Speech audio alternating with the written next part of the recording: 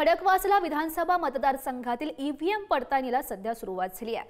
शरद पवार यांच्या राष्ट्रवादीचे उमेदवार सचिन दोडके यांनी हा आक्षेप घेतलेला होता।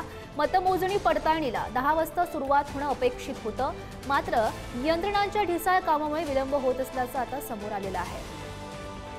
महाराष्ट्र विधानसभेची निवडणूक 2024 मध्ये झाली आणि याच निवडणुकीच्या निकालावरती अनेक पक्षांनी खरं तर शंका उपस्थित केली आणि त्यानंतर अनेक पक्षातील जे नेते जे उमेदवार आहेत ते कोर्टामध्ये गेले, त्यानंतर निवडणूक आयोगामध्ये गेले आणि त्यानंतर खरं तर फेर मतमोजणी ही होताना पाहायला मिळतीये। खडकवासला विधानसभा मतदारसंघाची फेरमोजणी होतीये।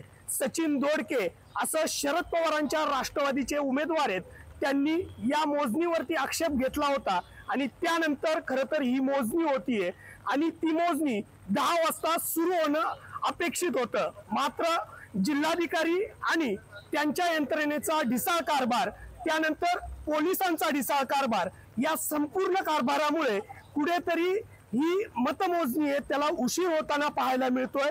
तर या मतमोजणीवरती विरोधकांनी आक्षेप नोंदवला होता, कारण या मतमोजणीमध्ये खरं तर 2च मशीन न मोजता त्या व्हीव्हीपॅट मधले जे चिठ्ठ्या आहेत त्या खरं तर मोजल्या जावा असंही विरोधकांचं म्हणणं होतं।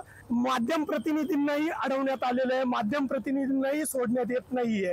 नक्की गोपनीयतेचा कोणता खरं तर विचार हे प्रशासन करतंय या निमित्ताने पुढे येताना पाहायला मिळते। तुषार जरेकर, पुढारी न्यूज, पिंपरी चिंचवड।